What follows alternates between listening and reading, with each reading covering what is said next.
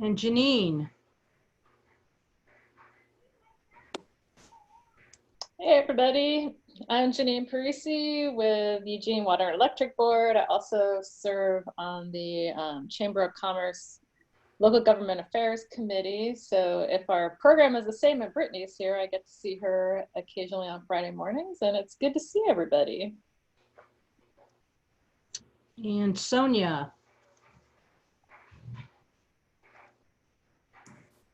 Hi, Sonia Carlson with Earth Lab Botanicals in my day job, and also a Eugene Water and Electric Board Commissioner.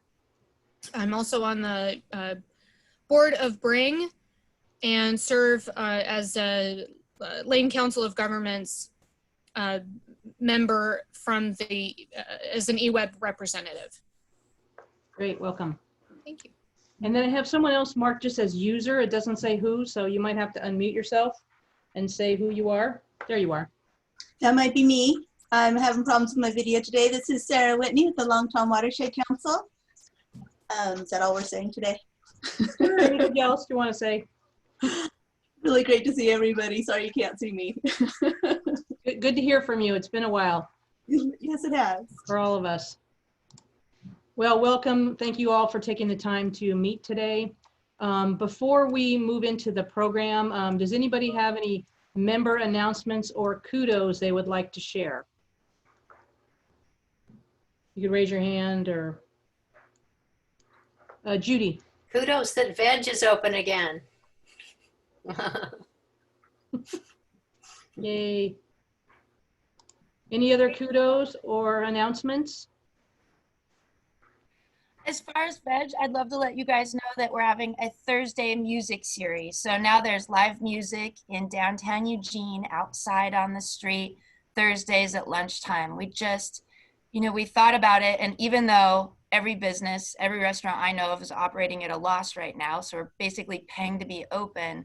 And so, God, it's so hard to make a decision whether to spend money or not, but we decided, okay, let's just be the change we want to see in the world. And so we wanted to do two things. One, support local artists, which aren't getting a lot of gigs right now. And two, I just thought, gosh, I don't know if you guys were down there a month or two ago, but downtown Eugene was almost zombie apocalypse type of quiet. Like, it was kind of weird.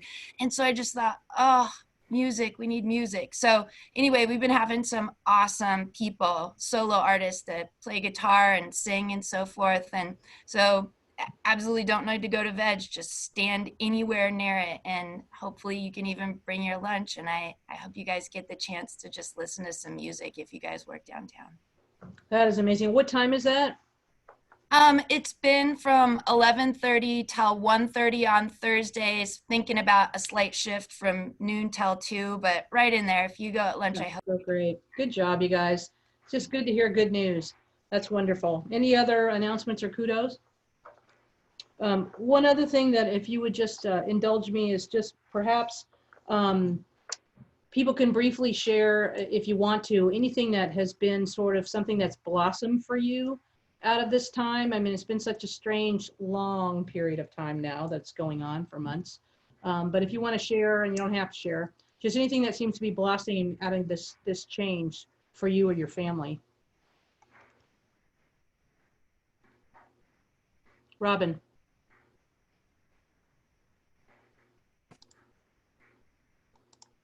You got to unmute still, Robin. There you go. I did. I think I unmuted, and then you unmuted me, which muted me back. I'm on my iPad, so it's a little bit different. It's like, where is that?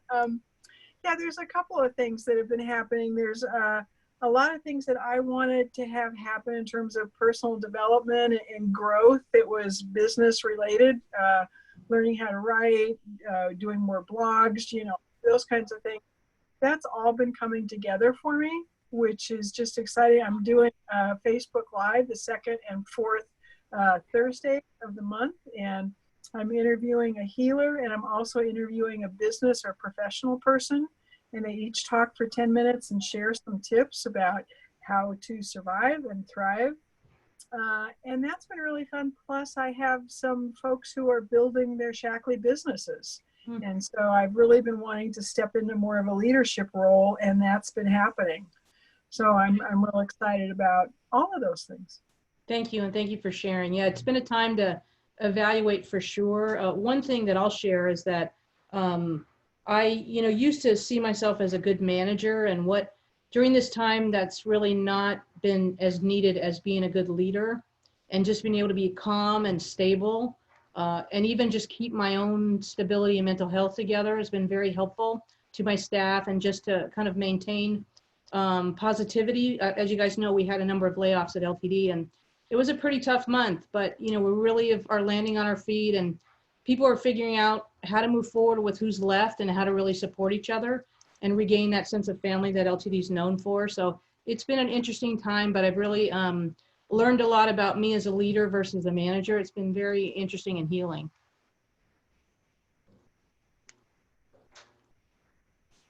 Any other shares? I'll share just briefly an excuse if my dog starts barking. Somebody was just at the front door. The joys of doing Zoom at home and working from home, that's actually what I wanted to share. As far as MRT, we've been working from home since the beginning of March, and it was a huge transition at the beginning, but we're really anticipating this is going to be for the long haul, and we're just all staff able to work from home. We've got all these new platforms and just no public tours or anything like that. Of course, sadly, we've had to pull back, understandably, on that piece, but trying to connect people in other ways, getting creative in virtual ways, and maybe one-on-one visits with masks and all of that. So yeah, but still able to do the work, and so that's been really wonderful to see us be able to evolve and still exist and still accomplish what we need to accomplish for our community. So just wanted to share that as well. So thanks for sharing about LTD. I've been wondering as well. So appreciate you showcasing that, your evolution also. Here we are, right? We're humans. We can evolve. We can adapt. We're fortunate in that way. Anybody else? Thomas. I'll go if you don't mind. So I had a very intense and trying time for the last 6 months. But one of the things, if any of you are on Facebook and can visit my Facebook page, I got my maintenance crew that I worked with for the last 6 months made me a present, going away present. And basically this comes from relating to your leadership and whatnot that you mentioned. Having to be the COVID officer and having to be actually one of only 2 managers that were left working every day during all this stressful time, where I had all the employees looking to me for that guidance. The thank you that they gave me leaving there was really touching, and just that it showed me where I need to be focusing my purpose and my energy, and looking forward to finding other ways to apply that. But yeah, I'm very blessed and have created some great relationships with that company and those people there. That's great. Nice job, Robin. Anybody else before we move to the presentation? I'd like to provide that time because there is so much that we all go through during this strange time that it's been helpful to me to share stories and just kind of catch up with people and some of their challenges and also opportunities that we may not have seen if we weren't having a, international crisis. So anyway, there's learning, there's growth at any point in our lives. Hopefully it won't be on this scale for the rest of our lives, but it could be. They got whatever the new little swine flu thing they found is a new deal to be thinking about. So can't go there, but we just have to stay in the light. So let me go ahead and pull up the presentation.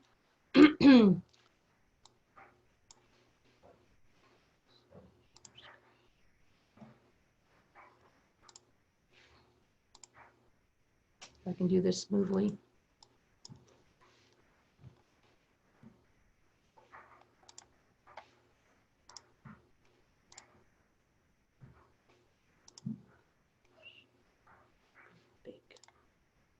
Okay. So I will start this, and just note that probably because I'm not that skilled, it does go black when I ask the questions, and then it goes to Whitney, which goes to Brittany, so that's a little irritating, but the rest of it is good. So here you go. Okay, good afternoon, Brittany. How you doing? Good. Thank you all for having me. Yeah, we're very thankful that you made the time. Brittany Quick-Warner is the president and CEO of the Eugene Chamber, and she's been gracious enough to meet with us and to talk about local businesses that are moving through the COVID crisis and beyond. So I will ask you a series of questions, and then you'll have time at the end to add anything you think it's important for the Greenlane business community to be aware of. Yeah. Okay. So has the Chamber done a business survey lately? We have, you know, when this, you know, crisis kind of got started in mid-March, we pretty quickly were able to pivot the work that we were doing, but also our focus and how we were reaching out and engaging with our members. You know, we stood up a COVID-19 resource page on our website, like a lot of folks have done now, and really, I, you know, kind of pulled my staff together and said, look, this is a crisis, like hopefully one we'll never see again in our lifetime, but our businesses are really gonna be impacted by this. So we need to think outside the box, how the Chamber can really play a role in supporting those businesses. We, within 2 days, reached out to all 1,200 of our members with our 10 staff, and we're able to just, you know, check on them, see how they were doing, kind of find out what they were thinking and worried about. And then about a month ago, we did another survey, this time via SurveyMonkey, and just tried to ask some questions about the impacts, but then also what they wanted to see the Chamber doing to support them. That's great. Yeah, I'm sure it was really a scary and evolving time. So it's really great you guys have been so proactive. What are the positives that you're seeing right now? Any new businesses? Any growth with existing businesses? Yeah, you know, I tend to be a chronic optimist, for better or for worse. And so it's been really important for us to really try to lean into and look for the positives. I'm a true believer that that crisis is one of the best, I guess, spurs of innovation. And so I think that we've seen that in our community. We've certainly seen it across the country and across the globe, frankly. And so I think that there are quite a few things that would never have happened if it weren't for this crisis. You know, there are companies who were able to pivot super quickly to not only respond to the crisis, but to think about new streams of revenue, think about new product lines that maybe they were thinking about in the past, but needed just a little bit of a motivation to really dive into it. You know, there's some industries that have been kind of inversely affected by this, where they have seen significant growth due to this crisis, right? Our grocery stores, our tech companies are offering online services. Residential real estate's been going really well through this crisis. A lot of that is contributed or is, you know, caused by lower interest rates and really good lending environment right now. And so, you know, while at first we were a little bit nervous about the residential real estate, the realtors that I've talked to have said that things are going really well. I've talked to a handful of banks that have said, obviously the banks are busier than they have ever been, mostly due to the federal loans that have been coming through. But they've also seen higher than normal car loans being put out there. So car sales, again, kind of contributed to the good interest rate. So there's definitely, you know, pockets of our community who have seen, you know, positive, I guess, impacts from this crisis. You know, that is interesting. I noticed that distilleries pivoted pretty quickly with their sanitizer. So it is interesting to see who's been able to evolve quickly, knowing that something, there was a disruptor in the market. So that's been very fascinating. What about the businesses that you've heard from that have been hit the hardest? What does that look like? You know, it's kind of a lot what you'd expect. It's our hospitality industry. So, you know, tourism and travel and hotels, restaurants, event venues, folks who were forced to shut down. You know, restaurants, I think, our restaurant community is one that is beloved by everyone in our community. And, you know, we've seen a spectrum of responses. So we've seen folks who pretty quickly said, we're just going to shut our doors. It doesn't make sense for us to do takeout. We can't really keep our staff employed at a level that is serving them either. And so there were quite a few business owners who had to make really hard decisions to just close their doors temporarily, we hope.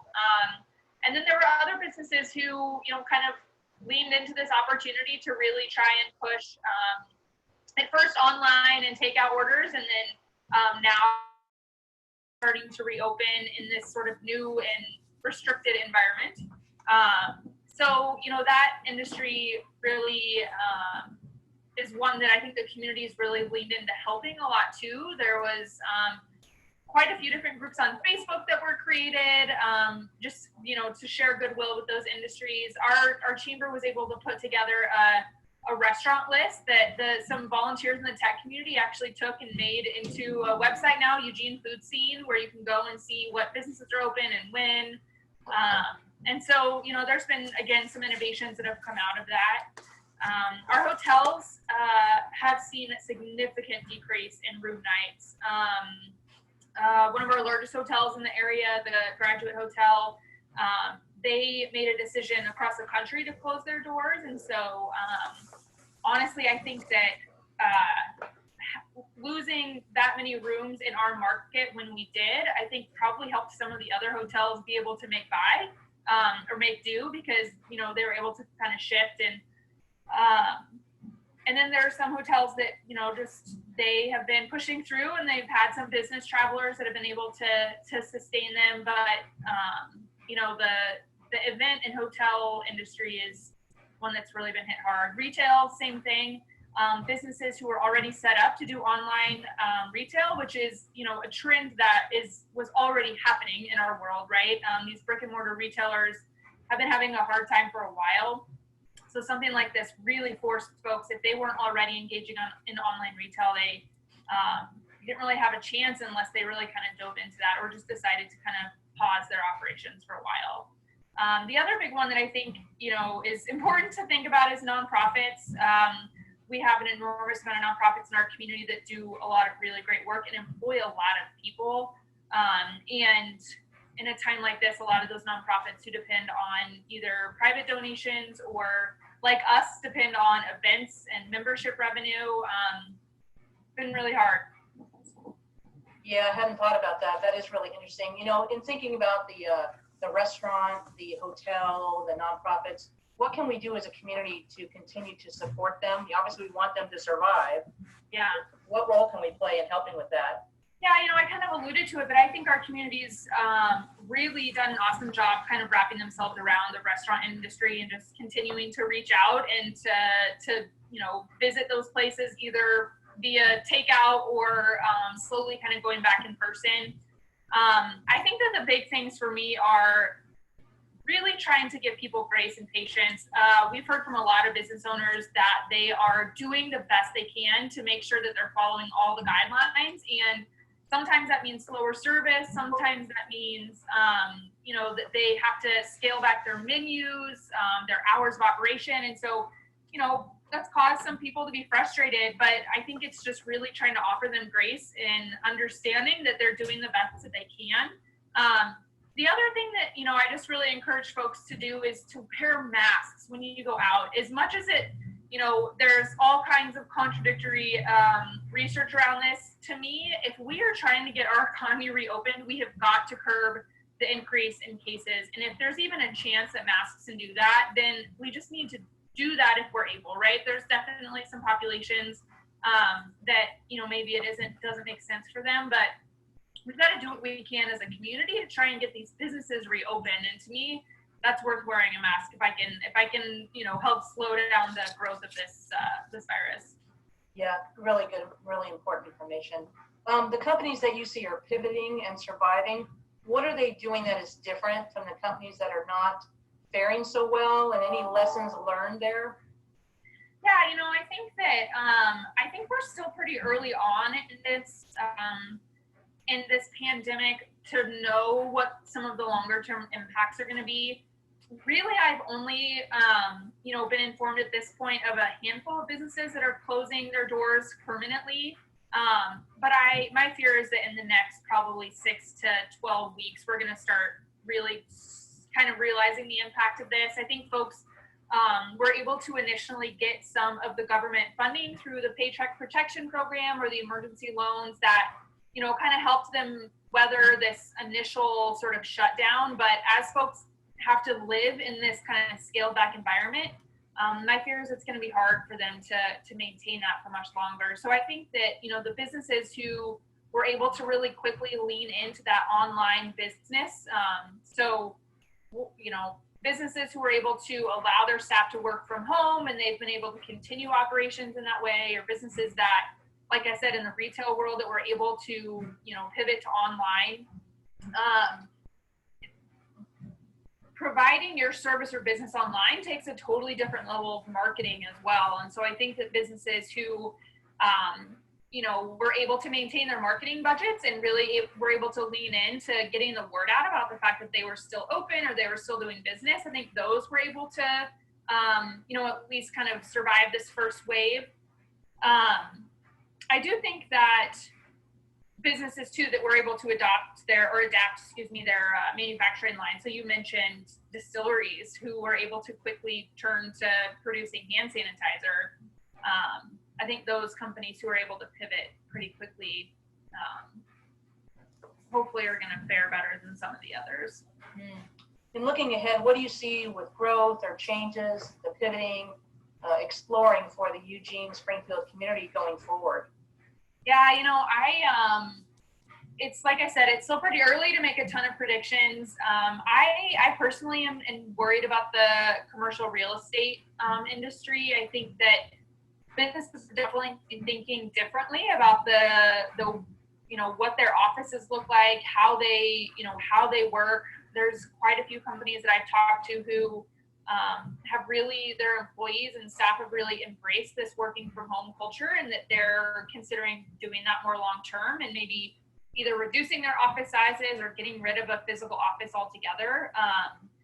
I think that as we unfortunately, hopefully it doesn't come to this, but as we see businesses starting to shut down and having to break their leases and just harder to release those spaces, I'm really worried about the commercial real estate industry. I think that we'll see continued growth in the technology industry. You know, our community has really embraced that industry and has really worked to grow it proactively in the last several years. So I think Eugene is a really great place to live. And as more companies are allowing for remote working, you know, we're an attractive place for people to raise a family and to live. And so, you know, our hope is that we can do work to attract companies who maybe want a satellite office, who are kind of looking to get out of the hubbub of maybe the Bay Area or others. So I think that hopefully we'll see some growth there going forward. I think that we'll, as a community and as a state, really start catering to local tourism a little bit more than we have in the past. You know, with fewer people traveling from out of state or overseas, there's an opportunity for us to really get out and explore our state as Oregonians. And so I think you'll see in the tourism industry, folks really turning to local tourist marketing. So that's, I think, something to just kind of think about. Another piece is entrepreneurship. In a recession, you'll often find that there's a lot of growth in entrepreneurialism. Folks who maybe were laid off or, you know, they've lost opportunities that they'd had in the past might actually look into starting their own companies when they maybe wouldn't have if they were fully employed. So, you know, looking back to the last recession, there was quite a bit of entrepreneurial activity in our community. And so we're gearing up to support that work. Our chamber and our Onward Eugene nonprofit that we launched this last year, we're putting together a bunch of workshops this summer and really gearing up to work with the University of Oregon on a business accelerator. So we're trying to reach out to the folks who are maybe unemployed but have a good business idea that they want to try and explore in this time. That's super interesting. Good idea. I did notice that last time too, and I think historically it's been a less barrier to entry during a downtime for people to start a business idea. I've seen that also. That is really interesting. What do you see as the is something that the community needs to address? Yeah, you know, I think in this time, it's given our elected officials and some of our city and county staff an opportunity to like really understand how big of a deal business is to our community. And my hope is that going forward, there's going to be a renewed interest in economic development and in business development in our community.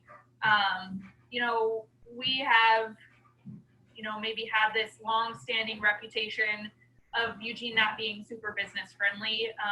But I think that I fully believe it's time to change that narrative. I think there's, you know, plenty of opportunity here, plenty of support from our local government. There are some long-held frustrations that I think are valid and that we need to really embrace and figure out how to improve in our community. But for me, my hope is that we can just have a renewed interest and focus on economic development as a community.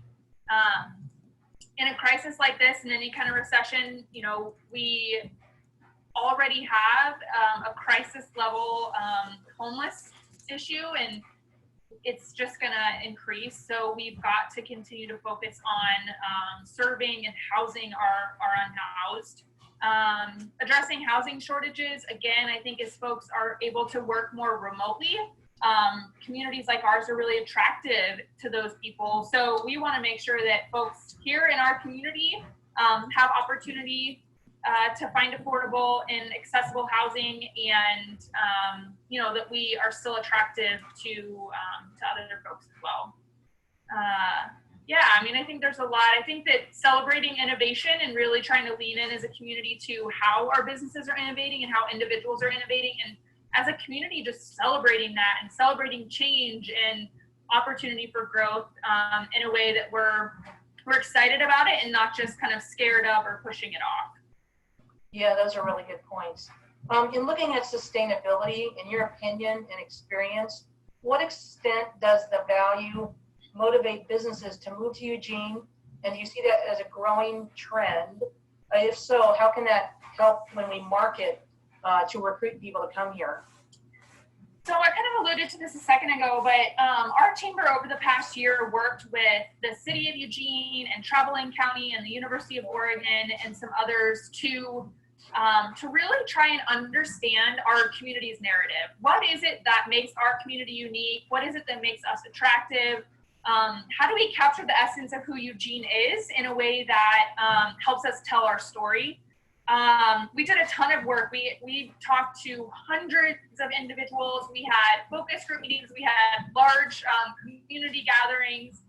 And what came out of that conversation was something that I thought was really poignant, and it just kind of like, I had a lot of light bulbs going off. And that was that Eugene doesn't have one unique personality. We have several personalities, and four that really kind of rose to the surface were humanitarian, creative, innovator, and preservationist. And each of those things I feel so fully in our community. And a lot of times those unique kind of personalities, there's a lot of conflict and tension between them, or they just sort of operate in their own spheres. But if we can figure out how to integrate those personalities and really try to lean into each of those unique identities, I think that we can embrace the tension in our community as a really interesting and exciting thing. So all of that to say, when we're talking about recruiting businesses here, you know, beyond just trying to break this narrative, Eugene's not very business friendly, I don't think as a community that we should set the bar so low that we want any company to move here.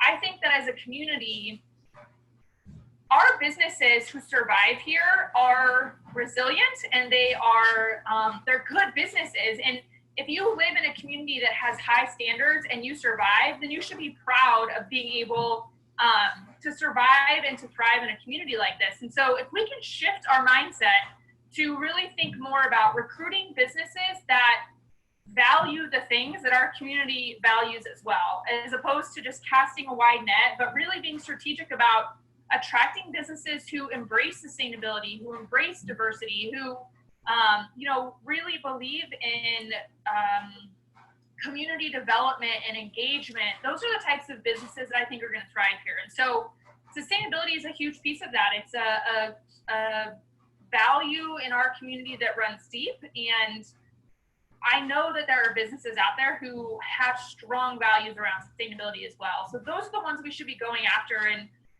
really trying to communicate and show how wonderful our community could be for them. Yeah, appreciate that. Obviously that is the orientation of Greenlane, and as we move forward, as we could work together in that effort, I think that's important to all of us, because I think that's the future, and I think it's good to be able to market and also recruit people that have that value, as you said, that aligns with our community values and our business values. Great point. The Chamber supported the public safety payroll tax. What do you think about the concept of defunding police and how that might impact the business community? Yeah. Gosh, that's a good question. So I guess let me start by saying that regardless of funding, I believe that it's incredibly important that our community continue to analyze how systematic racism might be impacting institutions and those that are living in our community. I think that none of us are innocent to having that racism built into the systems and institutions that we're running, and a lot of it is unintended, a lot of it is unconscious, but we have to be able to raise those issues. And I think as a community, we've already done a good job of starting down that path. So unlike a lot of cities across our country, when it comes to accountability, we have a police commission that was put in place several years ago. We have a citizen review committee. We have an independent auditor for our police department. And those things specifically are on the list of things that other communities are asking their city governments for. And so I think that we should acknowledge the fact that Eugene has been on this path to reform and to really tackling some of these systematic issues for a while. So I want to make sure that we don't lose that progress in a narrative that sort of puts us in a bucket with a lot of other cities, which we really truly are not. But I don't think it means that we don't still have more work to do. And I think it's really important for us to acknowledge that and not be afraid to have hard conversations. When it comes to funding, I believe that we need to focus on data-driven policing and to let that influence how we respond to the needs of our community. So, when things are rightly so, really emotional and heated, it's easy for us to generalize and to kind of lump things into categories that I don't think really fully capture the story in Eugene. We know that our police department has consistently been unable to respond to nearly 2/3 of the calls that they receive.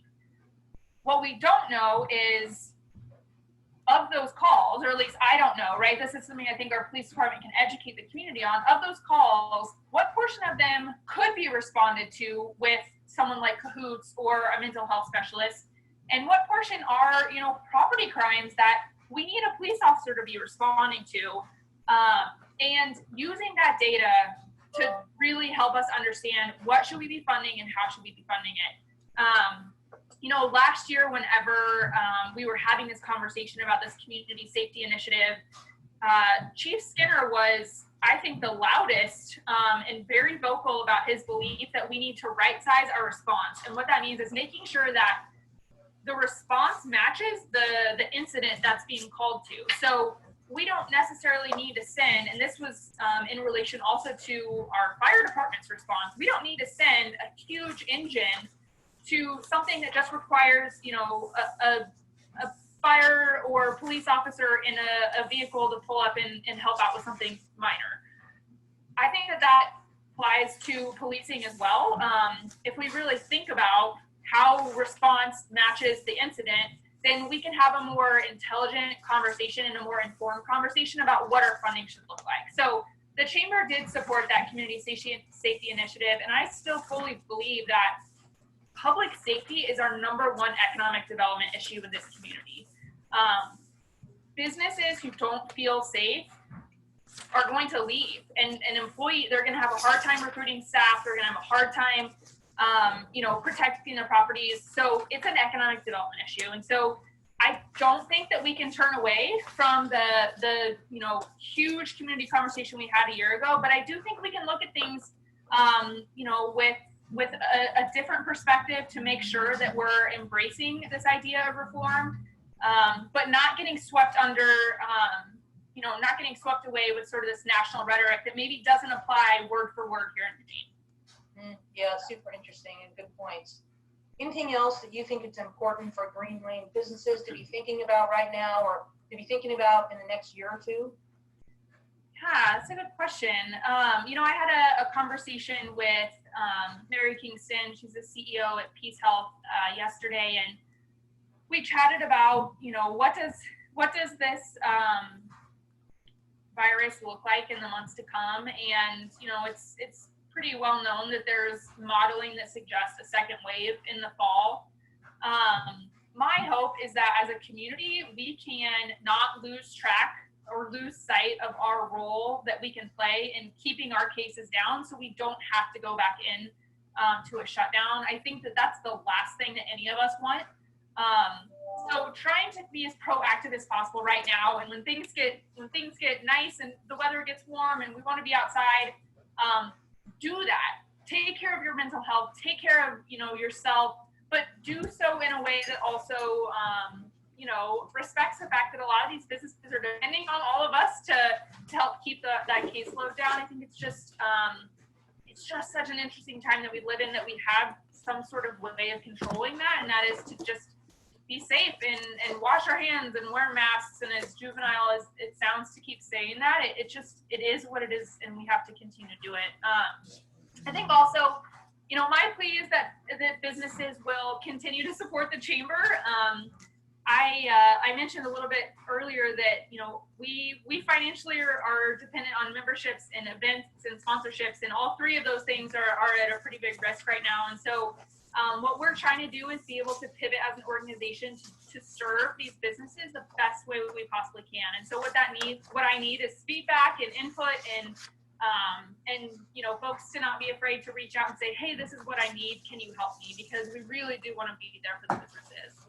Yeah, I appreciate that. And, you know, I know so many businesses, including all the nonprofits, like you said, have been really affected. And it's good to remember that everything is local and how we can continue to support what matters to us. And I think the Chamber's done a really good job about staying in touch, and we really appreciate that. Thank you. So, anything else that you want to add for the good of the cause? I don't think so. I just, I appreciate you guys inviting me, and I hope you're all doing well.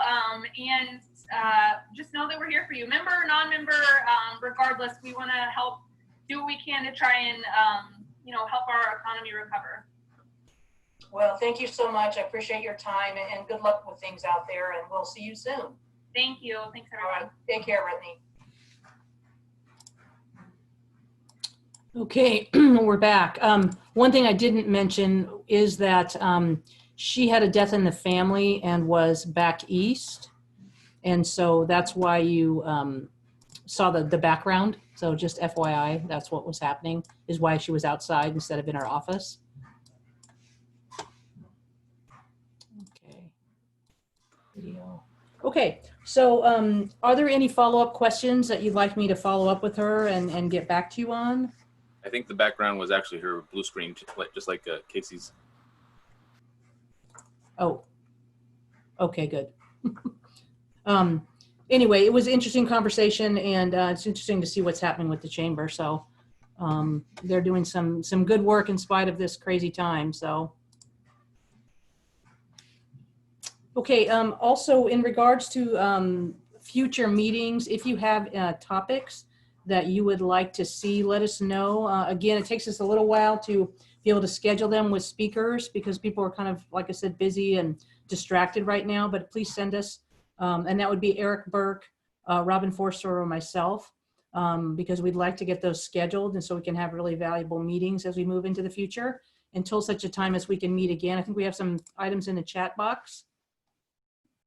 Let's see. I have a question or a statement, Teresa. Sure.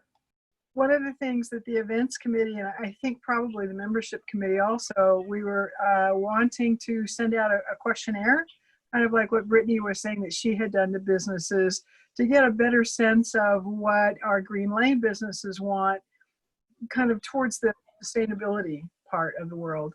And I'm wondering, is there anyone who would like to help us with that, or who has already created that, or doesn't think that there's a need for it? So if we have a few minutes, a little discussion on that would, I think, be awesome for us. Any thoughts from the group? Can you run that by me one more time, just to try to focus in on what you're trying to get us at? Yeah, the events committee, or Teresa, you were in the events committee. You want to go ahead and talk about that a little bit? You mean in regards to doing a survey on topics?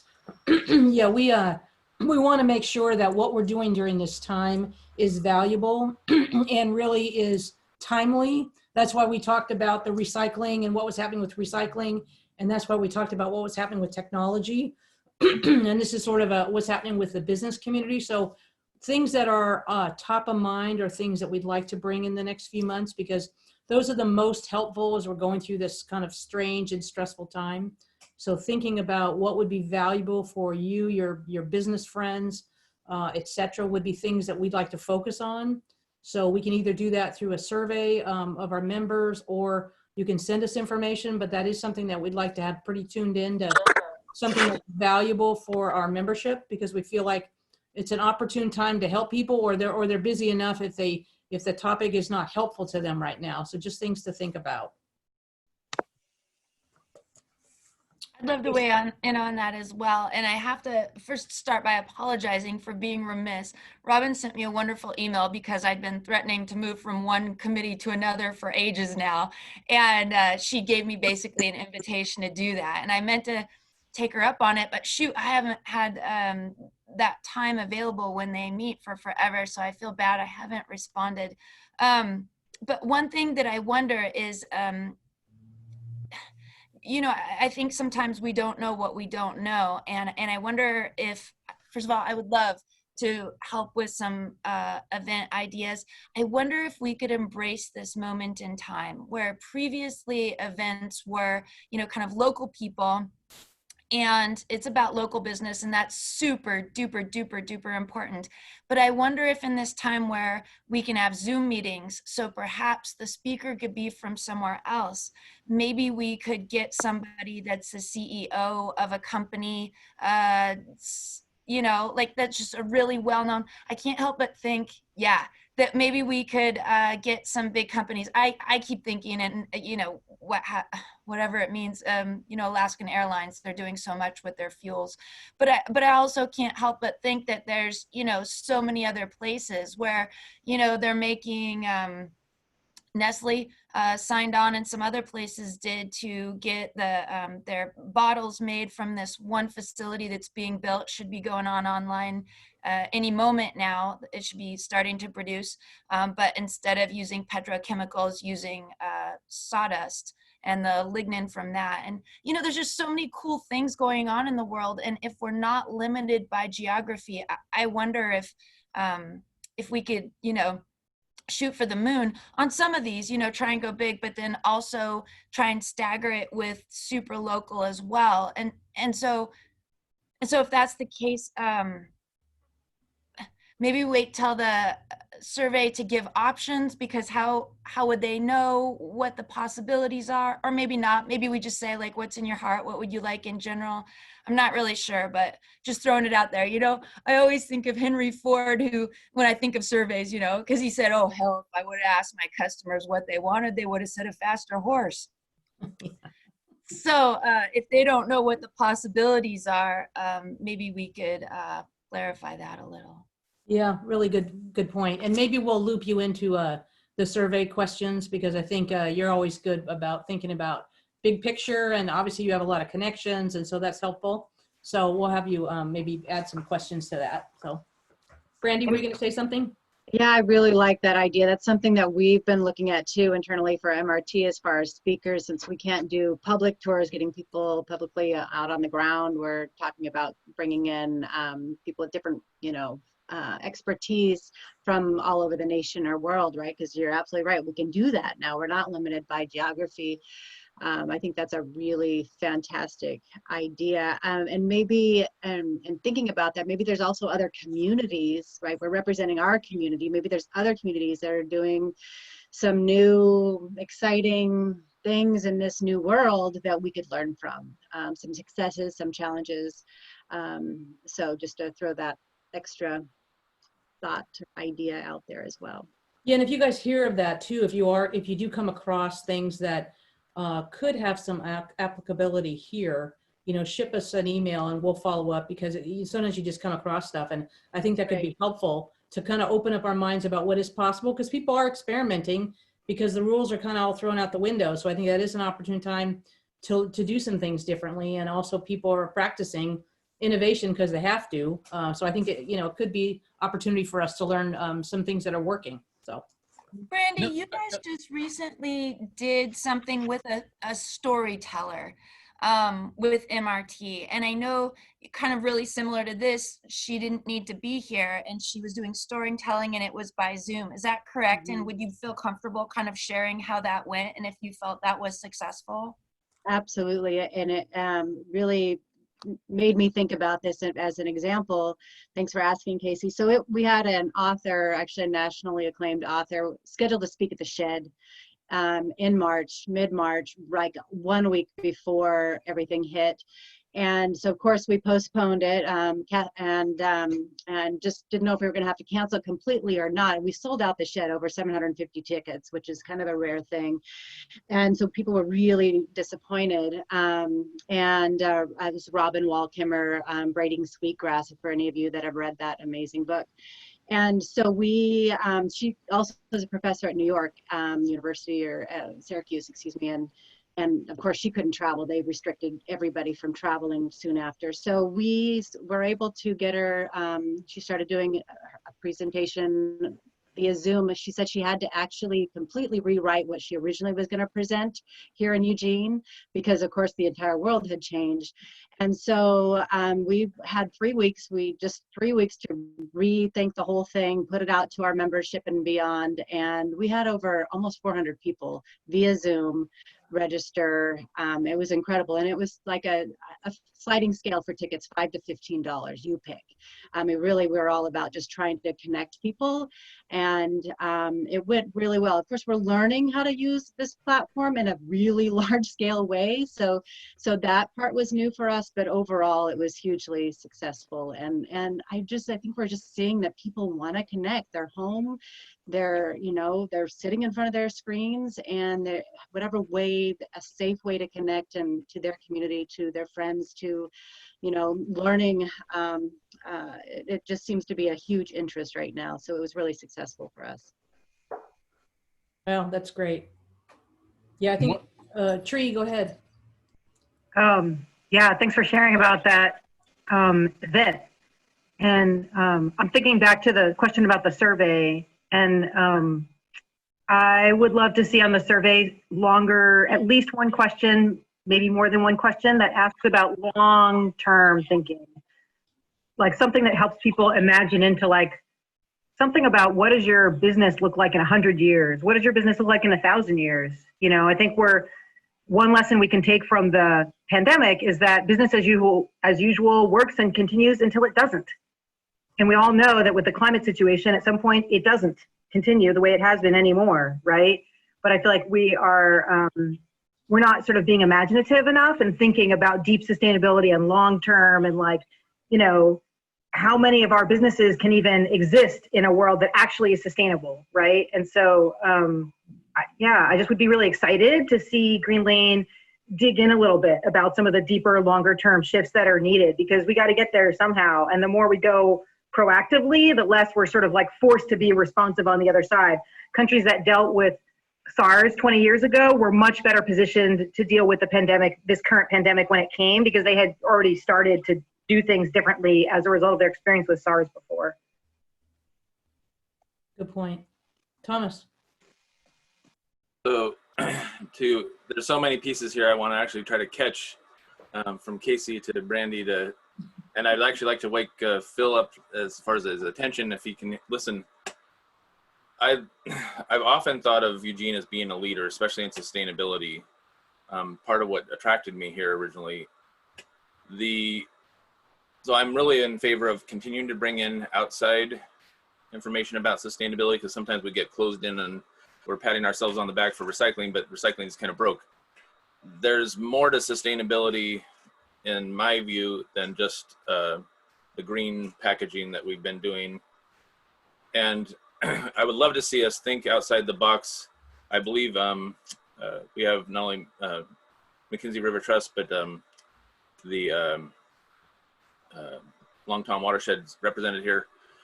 In my last 6 months, seeing how big we are missing in the overall regulatory compliance and actually creating something that changes things, I'd like to start to think about watershed planning related to our permits. Our permits regulate things, but they don't actually cause the outcome, the sustainable outcome we need for our community. And there's lots of misses that are happening. I know Casey's taken leadership with her company and creating bioswales and stuff, but there's still, where's that water going from her place on, and how are we thinking about this in a more global community-wide scale? And it's those same kind of things that I did around the pandemic stuff pre-N1H1 that we're not thinking about still. We're not thinking globally, even in our own community. We're thinking about this one business, but this one business affects the next business, it affects the next business, and affects the waterway. So I think we have an opportunity here to get together as a community and have some of these discussions and have some of this thinking outside the box that might rewrite some regulations and actually make them easier on business. You heard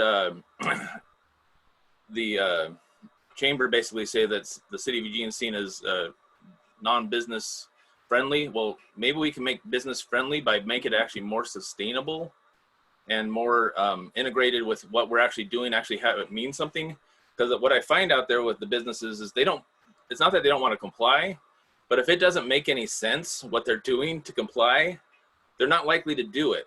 And so I think right now that's the passion that's lit in me, is changing some pieces in the system so that compliance actually has some meaning to some sustainability out there and some better water quality, some better reality for all of us, and not just checking off boxes. Sorry, No, that's okay. And I do think that Casey's group is a really good example, because what happens in that situation is that all those businesses around there use Seneca as a model because of their leadership, because they wouldn't have thought it was possible in an agency that does have that affluent of knowing what to do with it, and they really designed around it. And so I think, having those leaders from business that are respected can really help move the dial in the direction that we need. But again, yeah, so topics related to beyond here and beyond are things that we want to cultivate. If we can be that platform for those discussions to happen, I think we can create some change. Could I add a little bit to that? I've thought a lot about these general issues, and I'm not a business person. The biggest business I ever ran was a 3-man law firm with 2 employees. So take everything I say with a big grain of salt. But it occurs to me that to add to that comment, businesses could do an enormous amount toward bringing us closer to sustainability in 2 ways. One is by using the regulatory system in the way that was just described to move us closer to a system that encourages businesses to do that. But I think also individual businesses, we're getting to the stage now where the technology is such that sustainable operations are actually cheaper than non-sustainable ones in many, many places. And we need to understand that better. The thing is moving so fast. The changes in costs are moving so fast that most people, even the experts in the field, do not understand it. One simple example. My son was just finishing building a house. His contractor installed a backup gas-fired system to back up his heat pump. Well, that's kind of silly. You build a proper heat pump, you don't need a backup system at all. And if you do need one, an electrical one will work well. And until we get renewable natural gas in that gas line, adding more gas to our system is a poor idea. But that's an example of where the costs are changing so rapidly that even the experts don't know about it, don't understand it. Ditto for a whole bunch of other things that we could do. The big places where we put, where we're not sustainable, transportation is still the big one, burning gasoline and diesel. Next is space heating and cooling for buildings. When you want to build something or remodel something, make it as close to net zero as you can, even if that's beyond what the code requires, because it will save you a pile of money in the long run to do it that way. And right now, interest rates are practically zero, so you can borrow the extra money to do the extra work, and without having to pay anything extra for it over time, because the interest rates are so low. I mean, these are examples of where business people could learn about the changes in costs of these systems that would make it much cheaper to operate their businesses, to make them more sustainable, and probably to produce better products all at the same time, by simply learning about how these things work and being prepared to take your own initiative against the contractor who's going to plan to do it the old way when that issue comes up. I hope that's simply an add to what Thomas was saying. No, I appreciate that. You know, it is good that Devron's on this call, just so you can be hearing kind of what, you know, these topics, because it is something the city's taken a pretty good leadership on in a number of years with green business efforts and their building codes, et cetera. We don't have a lot of time to really talk any further about that today, but I would encourage you to think about topics, speakers here and far away, and send those to Robin, Eric, and I, and we will move those forward. And Casey will keep you in the loop because you know a bunch of people and they do a bunch of stuff for you personally. So that's always good. I want to thank you all for your time and attention today. I know there's a lot going on, but it is really great to be able to connect. And we'll let you know as soon as we have August and September in place. We thought about doing a virtual video tour, and I'm not sure where that stands. We were going to do it behind the scenes at LTD, but things are still a little fouled up with us. So it may be later for us to do a video tour, but that is something I think would be interesting because it is pretty fascinating behind the scenes of what we do. Anyway, just something to think about, and think about again topics. Let me check our notes here or questions. Northwest MC, what's that? And Northwest Natural are doing a renewable natural gas project, might be good presentation. Anyway, just things, you know, just keep those things coming because we do want to be able to schedule the topics into the fall. And again, it's probably going to be quite a while before we meet in person. So we'll be doing this format for quite a while. So anything else good for the cause anybody wants to share before we officially end the meeting? Thanks, great meeting. Thank you, Phil. You know, it's really nice to be able to see all the faces, and also really the spectrum of interest is very interesting. So I appreciate all your attention. It does get wearing being on Zoom all day, so it's nice to see friends. It does make it a little easier because otherwise by the end of the day, you're like, oh, I don't want to be on the computer. But this kind of stuff is helpful, good for the mental health. So anyway, we'll see you soon. And again, send topics our way. And we really appreciate your time and attention, and we'll see you soon. So have a good month if I don't talk to you ahead of time. Bye, you guys. My name is Sarah.